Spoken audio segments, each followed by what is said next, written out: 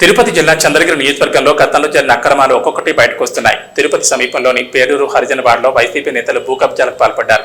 దాదాపు 2 నుంచి 3 ఎకరాల్లో భూమిని కబ్జా చేసి ఫ్లాట్ల రూపంలో అమ్ముకున్నారు. గతంలో జరిగిన తప్పులను ప్రస్తుత తెలుగుదేశం పార్టీ నేతలపైన నెట్టేసే ప్రయత్నం చేస్తున్నారు. ఇది చాలా దుర్మార్గమని తెలుగుదేశం నేతలు ఆగ్రహం వ్యక్తం చేస్తున్నారు. పేరూరు హరిజనవాడ సమీపంలో ఎంత భూమి కబ్జా అయింది, ఇందులో ఎవరెవరి పాత్ర ఉంది, అధికారులు విచారణ జరపాలని స్థానికులు కోరుతున్నారు.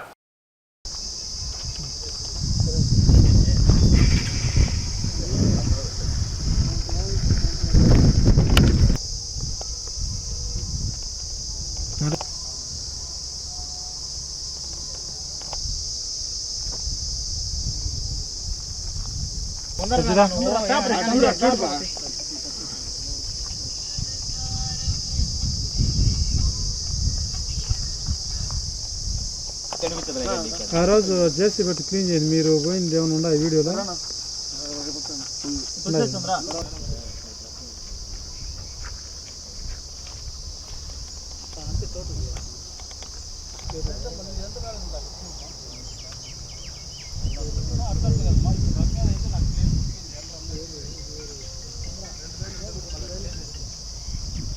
ఇది ఏమే రేది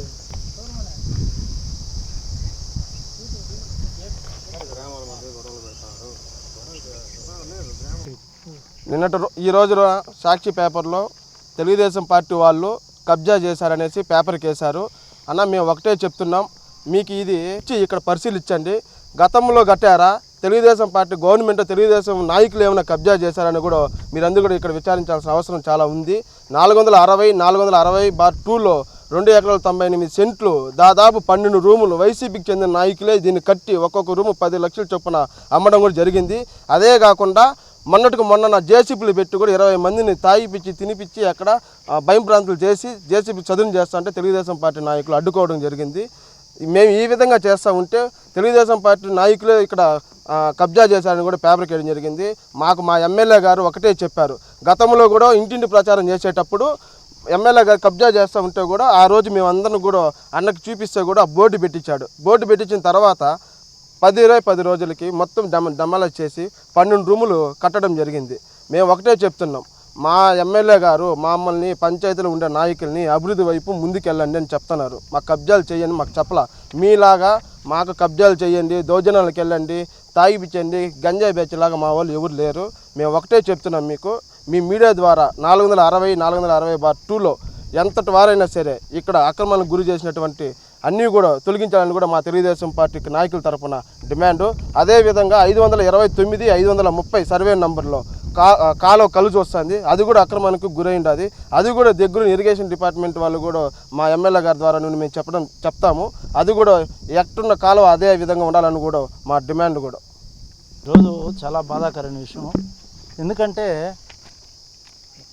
నాని అన్న గారు మాకేం చెప్తారంటే, అభివృద్ధి అనేది పేరూరు పంచాయతీలో నాకు కనపడాలి, మీకు ఏ విధంగా కావాలి అని అడుగుతున్నారు.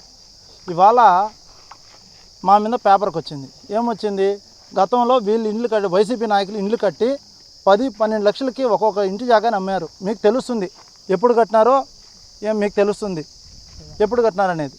ఈరోజు మేము దౌర్జన్యంగా వచ్చినామంటున్నారు. మేము దౌర్జన్యంగా వచ్చుంటే మీరు కొట్టేయండి, మా ఇల్లు ఏదైనా ఉంటే కొట్టేయండి, ఎట్లున్న కాలువలు అలానే పెట్టండి. మీరు కబ్జాలు చేసి మా మీద నిందు మోపి చేసే ఇది కరెక్ట్ కాదు. ఏదైనా ఉంటే కాలువలు ఎలా ఉన్నాయో అలా కాలువలు తీసి పెడితే చాలా బాగుంటుందని ఇక్కడ మేము తెలుగుదేశం అంటున్నారు కదా, ఇదే సాక్షి వాళ్ళు వచ్చి మీరు మొత్తం దగ్గరుండి కొట్టించండి, మేము కూడా మీతో కూడా సపోర్ట్ చేస్తాము. మేము తెలుగుదేశం పార్టీ అంతా కూడా వచ్చి ఇక్కడే మీకు అండగా నిలబడతాం.